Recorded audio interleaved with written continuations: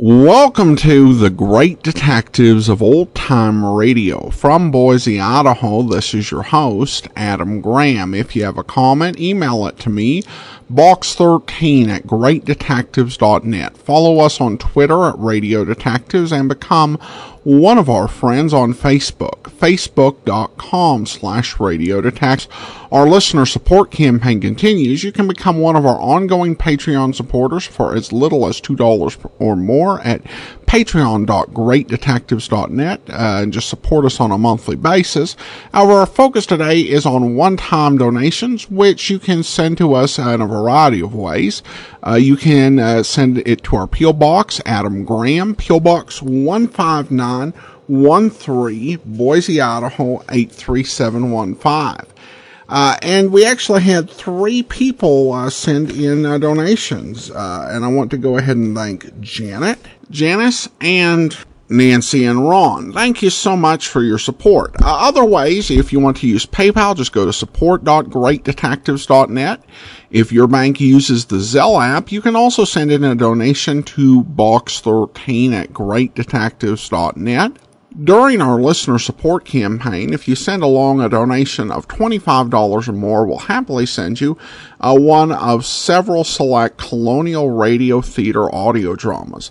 They have some really good ones.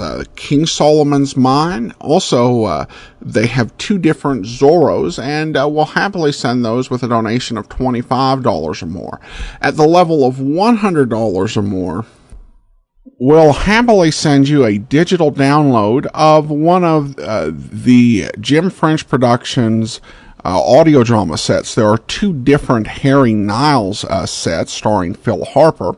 And then they've got a release called Imagination Theater, The Investigators, which actually is kind of a grab bag of 8 different detectives, more than 20 different mysteries, including their adaptations of the further adventures of Sherlock Holmes and Raffles, some episodes of Harry Nile, Hilary Kane, the Anthony Wraith Chronicles, and there's just a wide variety of different programs, and we'll send you one of those sets with a donation of $100 or more. Full list of available thank you gifts over at support.greatdetectives.net. Now it's time for today's episode of Boston Blackie. The original air date on this one is December 8th of 1948, so we had like 9 lost episodes between last week and this week. And this one is entitled The Killer Lightning Murders.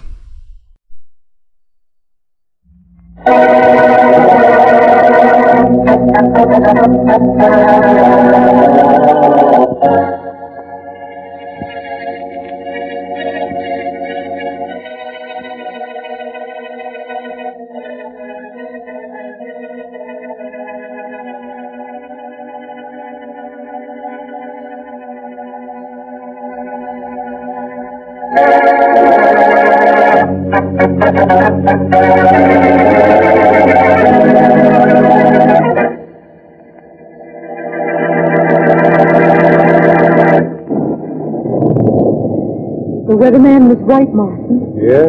Rain, thunder, and lightning. Oh, what an awful day.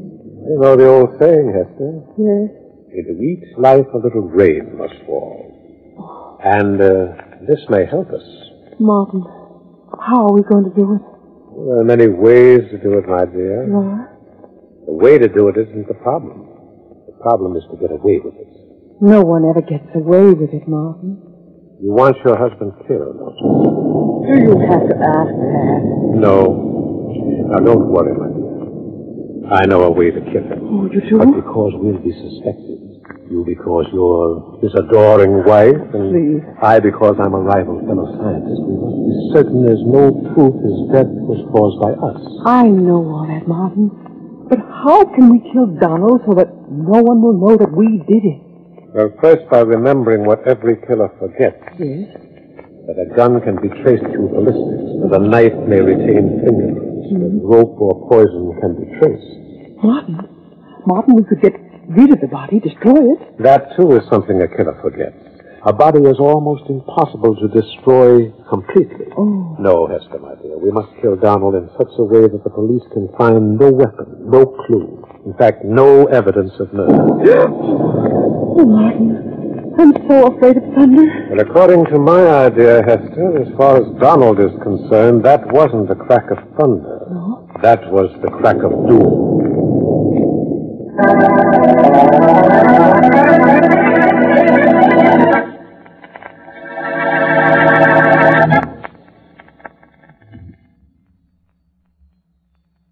And now on to Dick Calmer as Boston Blackie. Enemy to those who make him an enemy. Friend to those who have no friend.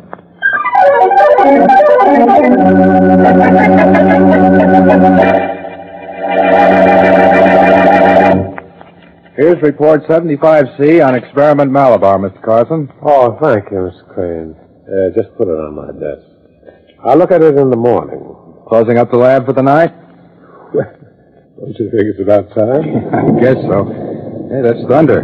Yeah. Well, we should have closed 30 minutes ago when Mr. Archer left, so we could get home before the rain. I think it's going to be a bad storm. Bad for some people, Crane.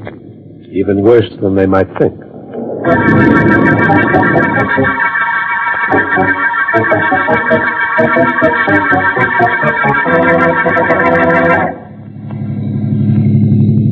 We'd better get as far out in the country as we can before the storm breaks, Martin. It's getting worse every minute. Well, the worse it is, the better. Oh. Look at the back, Hester, and see if Donald is still unconscious. Oh, all right. He should be after that crack on the head he got from you. Yes, Martin. He's still out. Excellent. Now, before the rain gets so heavy that it turns the countryside into mud, we have to find an open field, a little off the highway, like that one there. Oh, yes. Yes, I think we'll leave Donald right there. Good. The quicker we get rid of him, the better. All right, we'll have to work fast now, Hester. All right. Oh, Martin, are you sure that Donald will be killed? That was your answer right there. But what if it won't work? It can't miss. I brought something along to make certain it wouldn't miss. Oh. Well, I'll carry Donald into the field. You bring along that little package. All right, I will. Come on now. Yes, I We'll will. take Donald into the field. Let me help you here. We'll leave him there. Yeah. Then we'll come back for a moment after the storm passes over and Donald passes away.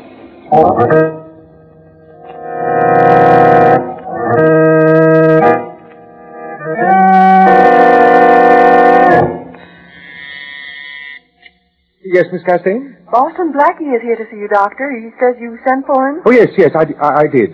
Send him right in, will you? Yes, sir. Come in. Hello, Dr. Wilson. Oh, Blackie, come in. Thank you. Sit down, won't you? Thanks again.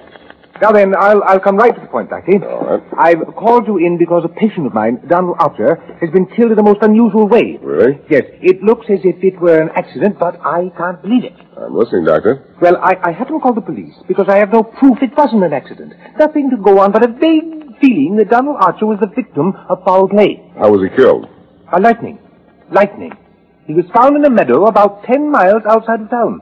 Under a tree? No, Blackie. His body was a good 50 feet from the nearest tree, and the tree was untouched. It's odd. Isn't it? Lightning generally is the highest object in the territory it strikes. That's right. Are you sure, Wilson, that Archer was actually killed by lightning? Oh, yes. As his doctor, I was called when they found the body. As his doctor, what had you been treating him for? Oh, only for little things, Blackie. Broken arm once, sinus, given him allergy tests, and twice he's come down with rather severe cold. But this time he came down with a case of lightning that proved fatal. It's a case of murder by lightning, Blackie, if you can believe such a thing. Well, I've never heard of it, but I'll look into the matter. Good. And if Donald Archer was murdered by lightning, I'll see that the killer also gets a shock.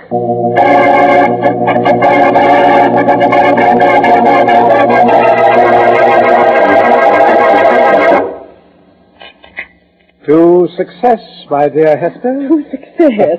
And to Donald. And to Donald, too. May he find rest in the same heaven out of which came the bolt that struck him down. Oh, Martin, you're so wonderful. Oh, not wonderful. Clever. Yes, clever. And may I admire your performance, my dear, when the police came with the tragic news that Donald was no longer among us? Thank you, Martin. There, I think there's someone at the door. Oh, yes, there is. Don't forget the tears, if necessary. Come in. Oh, you are here, Mr. Carson. Well, Mr. Crane, why aren't you at the laboratory? That experiment Mr. Archer and I are working on needs constant attention. I've got a little business with you and Mrs. Archer. I'll have to ask you to leave, Mr. Crane. As you know, my husband was killed by lightning during the storm last night. Yeah, I know that, Mrs. Archer. And there's a lightning rod missing from the laboratory. What? I can put two and two together. Oh. Hester, I think we should invite Mr. Crane to sit down, in spite of the way you feel. Yes, Mr. Crane, do sit down. Oh, we're getting somewhere.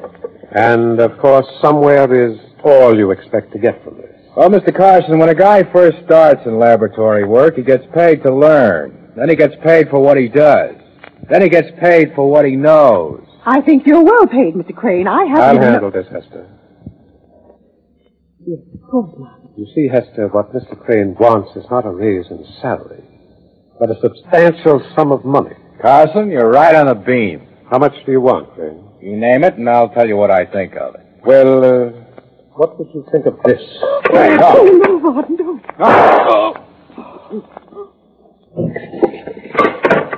Now, what were you saying, Hester? Nothing. He's dead, isn't he? Quite. He had to be killed, you know. Martin, you said the only murder we could get away with was a planned murder. Guns can be traced. You said that yourself. Yes, I know. It's most unfortunate that we didn't plan on Crane figuring what we'd done. Most unfortunate for Mr. Crane. But we'll be caught for this, Martin. No, Hester. There's such a thing as a perfect alibi to make up for an imperfect murder.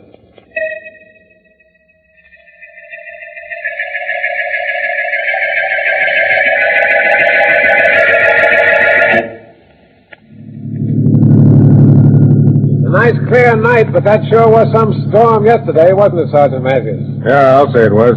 Ditch along the road here was running water a foot deep. You better drive carefully. The road may be undermined.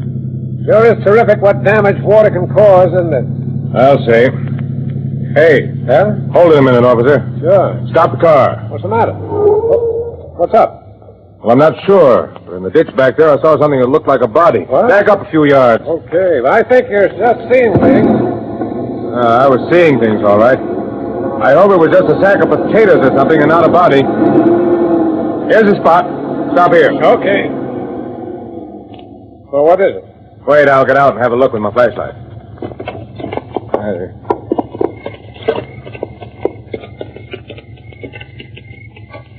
Hey, Sergeant, you're right. Yeah. There's a guy lying in the ditch. He was a guy, though somebody made a corpse out of him with a few bullets. Radio headquarters, tell Inspector Faraday we've got a dead body and he's got another headache.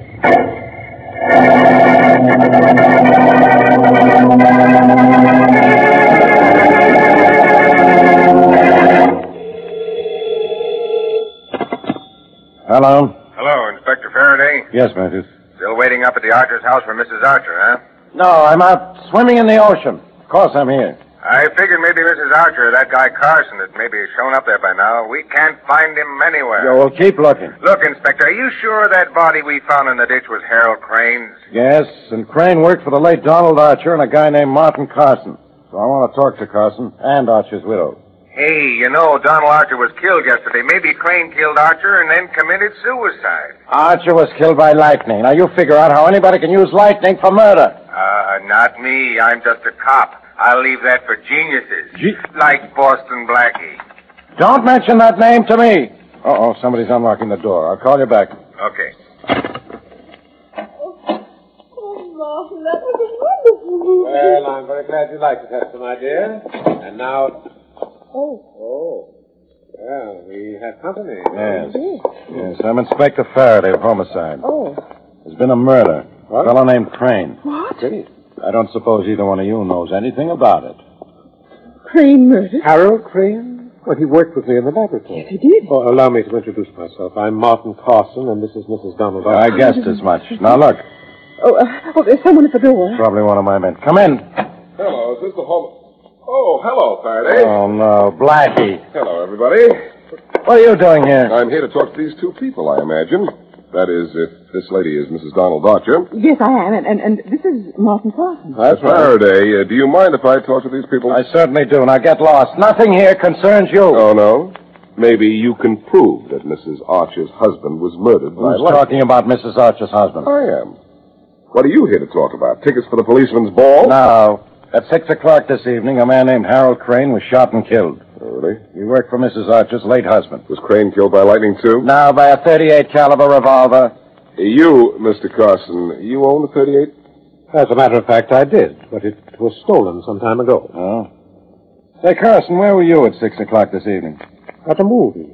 The Rialto. Yes, the picture was called... With Mrs. Archer. You can prove that? Well, yes, I can, Blackie. As a matter of fact, here are the ticket stubs if you'd like to see them. I'd like to. They cost $1 apiece before they were torn in half. Now they're worth half $1 apiece?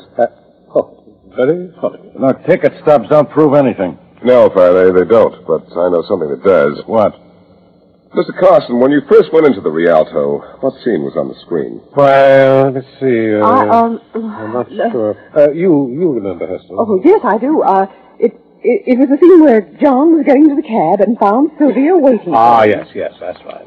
What time did you get into the Rialto, Mr. Carson? It was about 10 to 6, I think. I'm not exactly sure. Knowing what scene you came in on is enough to check the time you got into the movie, Carson. Come on, Faraday. It's too late to get out of the Rialto now, but we'll check tomorrow. All right. Carson, don't leave town until I tell you it's all right. Well, of course not. Same goes for you, Mrs. Archer. Very well, Inspector. Blackie, it's okay for you to leave town anytime you like. Come on, Faraday. Martin, what are you laughing at? Who said you couldn't get away with murder?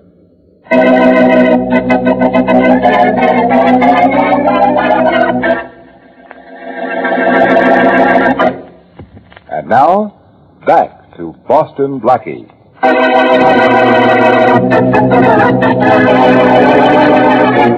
Scientist Martin Carson and Hester Archer murder Hester's husband, Donald, in such a way that it looks as if Donald was struck by lightning. Donald's doctor calls in Boston Blackie, however, because he feels that it's murder. Harold Crane, one of Carson's laboratory assistants, knows Archer was killed. So Martin kills Crane, too, and claims that he and Mrs. Archer were at a movie at the time of Crane's killing. As we return to our story, it's the next afternoon, and Blackie and Inspector Faraday are coming out of the theater after checking Carson's alibi. All seats, 85 cents. Come on, Faraday, hurry up, will you?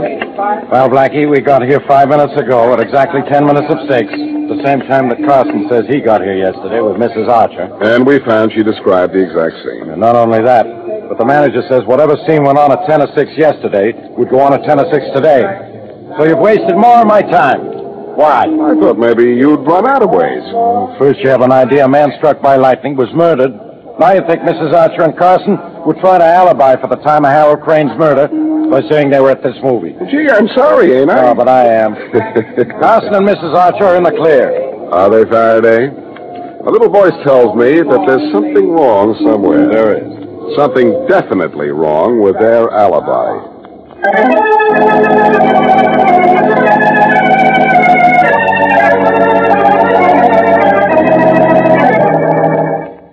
I'd hope to have some news for you by this time, Dr. Wilson, but all I can tell you is that there's been another killing. Yes, I know, Blackie. I heard it on the radio. The man was connected with Mr. Archer. Yes.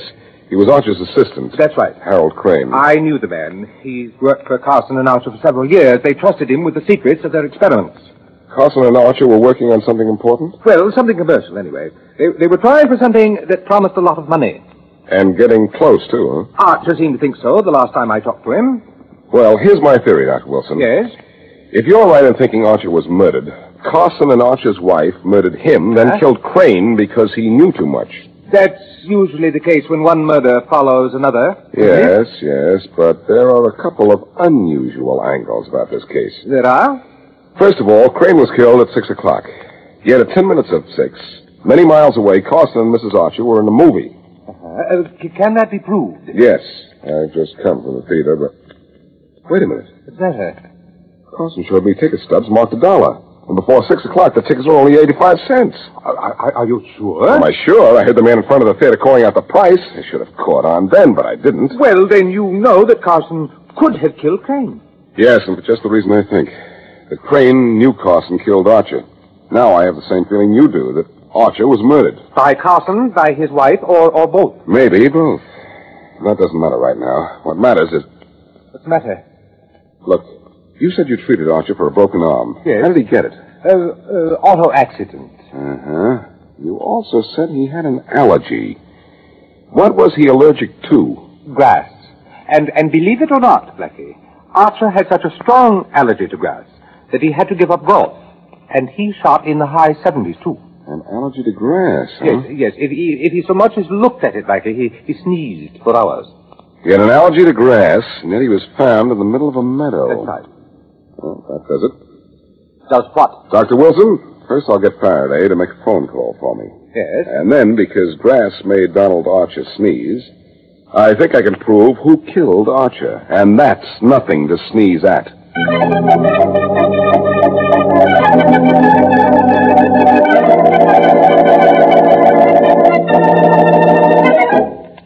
Martin, I can't stand it in this house of mine another minute. I'm afraid here, and I'm worried sick. Because we killed Crane here? Yes. There's nothing to worry about, Hester. I know. There's nothing to be afraid of as long as we stick together. But the police were here once, and they'll come again. Oh, I can't bear to talk to them. Listen, will you relax, Hester? Now, listen, our alibi in Crane's death can't be upset. Well, And your husband's death looks thoroughly accidental. I know it Now, doesn't. we must stick to our story, and then we're all right. And just remember. Well, I'll try. The telephone. Oh, yes, I heard it. Hello? Hello, Mrs. Archer. Yes? This is Inspector Faraday, homicide. Oh, yes, Inspector. I'd like to speak to you here in my office about something. Oh? Could you come down right away? Why, yes, I suppose so. Just a minute, please. All right. Martin, it's Inspector Faraday. Oh? He wants me in his office. What'll I do? There's nothing you can do, Hester, but go down and see him. You think so? Find out what he wants. Uh-huh. Can't be anything important. All right. Inspector Faraday, Yes? I'll be down right away. That's fine. Goodbye. Goodbye. Oh, Martin. Martin, I'm afraid. Now, don't be, Hester. Just remember that we're in this together. And if we stick together, we'll get out of it, too.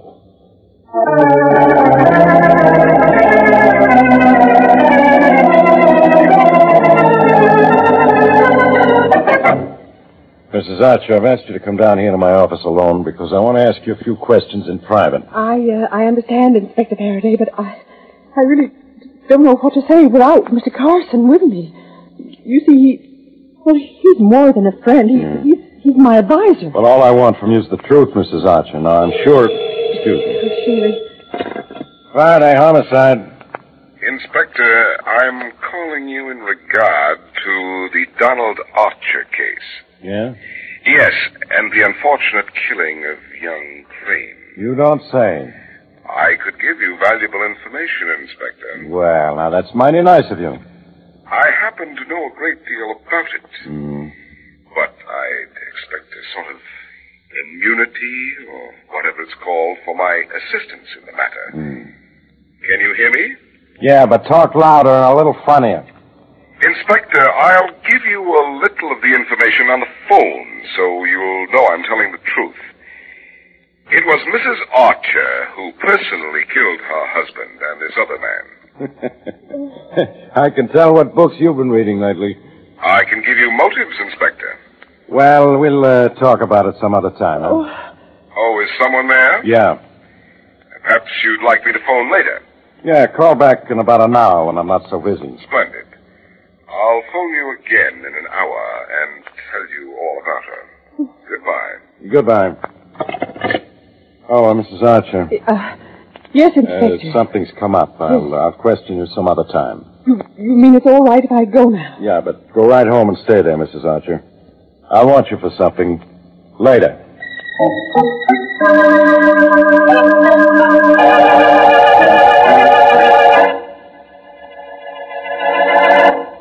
You're a hero, Oh, Hester!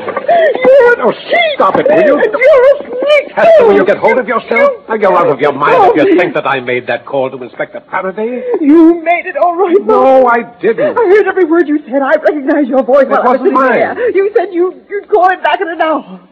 Why don't you call him? Because I didn't call him in the first place. Oh, yes, you did. You wanted out. You turned against me to save yourself. Hester, will you don't be a fool. Why should I turn you in? I don't know. Why should I have to save myself? Now, listen. They're not suspected. Oh, I think we are. Lightning killed Donald. Lightning. And we can prove that we were at the movies when we killed Harold Crane. There's been a slip-up somewhere, and you know it. Oh, for heaven's Oh, you want to get rid of me and get my share of the money from Donald's experiments. And you've turned moron or maniac or both. It was my idea to tie the lightning rod to Donald, wasn't it? But what if it Didn't I plan his murder for you? And you planned it for yourself, too. For me? Oh. Because the experiment was over, and you knew it would mean a fortune to you with Donald out of the way. Not with you alive, Hester. His share goes to you. That's why I know you want me out of the way. Well, that's ridiculous. Well, I'm going to put you out of the way first. Hester, where'd you get that gun? It's your gun. What? The gun you used to kill Harold Crane. You told me to throw it away, but I saved it. Oh. I saved it for a time like this. Now put it down. You will go to jail for murder if you do this. I'm not going to go anywhere, because after I kill you, I'm going to kill myself. Well, maybe you'll go first, Hester, because you don't have my only gun. Oh, go ahead. Shoot. If you think you're fast enough, there. You don't aim very well, Hester. All right, boys. You drop those guns. Oh. The next shot will break more than this window. Police, I won't drop my gun. No. I think I've dropped it for you, Carson. All right, Mrs. Archer, drop yours. All right, I've dropped it. Well, I suppose you heard everything we said, Inspector. Turn two murderers against each other, and they say everything you want to hear. Come on in, Blackie. Okay, Faraday. Hurry up. Hello, everybody. Oh, Martin, if you hadn't tried to turn me in with that phone call, this wouldn't have happened to you. And I didn't make any phone call. He's telling the truth, Mrs. Archer. What? I made that call to Faraday while you were in his office. Oh. You did? I knew you two killed Crane, but I had to prove it. How did you know we weren't at the movies when Mr. Crane was killed? It's very simple, Mrs. Archer. Oh. Crane was killed at 6. You claim you were in the movies before 6. Well? Yet Carson here showed me ticket stubs marked $1. Yeah, you forgot the prices change at 6. But you were clever enough to see the picture through and figure what scene would be on the screen 10 minutes before 6. Come on. Well, now, Hester. Now who's the fool? Martin. Well, they'd never have known about Donald and Harold Crane if you hadn't told them everything just now. Don't fool yourself, Martin. I guess Donald was murdered when I found out he had an allergy to grass. Oh. You forgot he couldn't stand grass, didn't you, Mrs. Archer? Donald couldn't even go near it. Well, he's not only near it now, he's 6 feet under it. Thanks to us. Yes, Martin. But you two are on the way to the chair. Because a flash of lightning in a rainstorm gave you a brainstorm.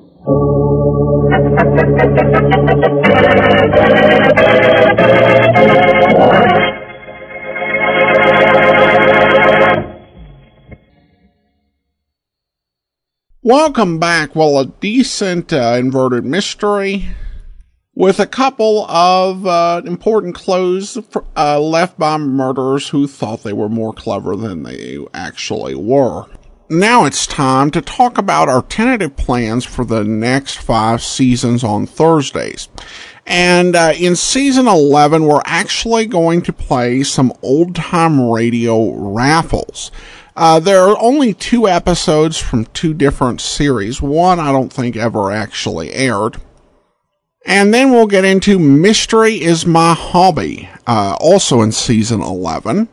And then in season 13, we're going to do Philo Vance. Now, previously I'd said that I would only do like 3 episodes and skip the syndicated series with Jackson Beck. But re-listening to it, I've decided to go ahead, and we're going to go ahead and do the entirety of Philo Vance. And so that will get us to season 15, where we'll play Mr. and Mrs. North. Now, I expect that we will finish Mr. and Mrs. North towards the end of season 15. And at that point, we will actually move what the program we're doing on Saturday over to Thursday, and we'll only be doing 5 episodes of Great Detectives per week. However, I intend to start another podcast. Again, this is tentative, and we'll decide what that will be, but obviously that's 5 years down the line, so we have plenty of time to think about what weekly podcasts we would like to do. So that is the plan for the next 5 seasons for Thursday, and we'll have more as the week goes on. All right, well, now we turn to listener comments and feedback, and I'm going to read through all of the comments received, but there was one question I wanted to go ahead and answer first, just so it didn't get buried, because it's got some relevance to all our listeners. Nancy and Ron, in their letter, they asked, is there any way a technophobe like me could obtain t-shirts? My husband downloads your programs and plays them when we travel in the car, and in the evenings we spend on our sailboat. So there is really a lag in time between airing and listening, and the offers have expired. Okay, thanks so much for this question. And I do want to just address it. I don't know if I've ever done so publicly. When I first started selling the t-shirts, you had to buy them when we were doing the promotion. The reason for that is I did them as campaigns, and we have to sell 11 shirts for the t-shirts to actually print. So only during those times when I was actually promoting them on the podcast could you buy a t-shirt. However, there was a function from the vendor where we could set it so that the t-shirts could be bought at any time. However, the catch to that was that we had to let the company set the cost. And I tend to, if I'm doing are available year round, they're just a bit more expensive than when we're doing a campaign that'll end up selling 11 or more shirts. And I think it's fair from the vendor perspective, because essentially, if they are selling, doing a printing of some quantity of shirt, then they can have more flexibility in the price. But when they're doing print on demand and they're only going to do a run of 1 or 2 shirts, I can understand why they would want a better margin. But you can buy the t-shirts anytime. And of course, the addresses are t-shirt.greatdetectives.net for our regular Great Detectives of Old Time Radio t-shirt. Then yours truly Johnny Dollar t-shirts at yourstruly.greatdetectives.net, and our Joe Friday Never Said Just the Facts Ma'am t-shirt at friday.greatdetectives.net. We start with a note from Janice, who writes in, I really enjoy the programs, especially Boston Blackie and Rocky Jordan, and lots more. Thank you, and thank you, Janice, for your support and for your nice card that you sent along with that. And then we have this letter from Nancy and Ron. Adam, I continue thank you for your great programs. We're enjoying the World War II programs as well as the mysteries, and think the choice for their music was right on. As you're interested in World War II stories, I'll quickly state 2 for your information and amusement. And she goes on to share a few really interesting stories and factoids about her family. As she said, it was for my information and amusement. I'm not going to read it out on the podcast because I don't know if that actually would be okay. But I appreciate her sharing this. And it's these stories and how, several people just within her family were all connected in the war. It really does illustrate how it touched so many lives. She concludes, I hope I haven't bored you, but you did ask. I did, and it certainly was interesting information. Anyway, we're happy to continue to support your work. Well, thank you so much, Nancy and Ron. I appreciate your support, and the great stories. And then have this note from Janet. She writes in, Dear Adam, thank you for all that you do. My husband and I listened to your broadcast for many years. My husband died in December. In the months leading up to his death, he and I would listen, and it gave him happiness. Now alone, your voice is great consolation in the long, dark nights. Thank you. Well, thank you so much, Janet. I appreciate your note and your kind words, and so sorry for your loss, but I'm glad for any comfort that I was able to provide for you and your husband over the years, and I appreciate you continuing to listen. Before we wrap up for today's podcast, I do want to thank our Patreon supporter of the day, and I want to thank Boz. Boz has been one of our Patreon supporters since April, currently supporting us at the Shamus level of $4 or more per month. Thanks so much for your support, Boz. And that will actually do it for today. Join us back here tomorrow for yours truly, Johnny Dollar. Next Thursday, we'll be back with another episode of Boston Blackie. In the meantime, send your comments to box13@greatdetectives.net. Follow us on Twitter at Radio Detectives, and become one of our friends on Facebook, facebook.com/Radio Detectives. From Boise, Idaho, this is your host, Adam Graham, signing off.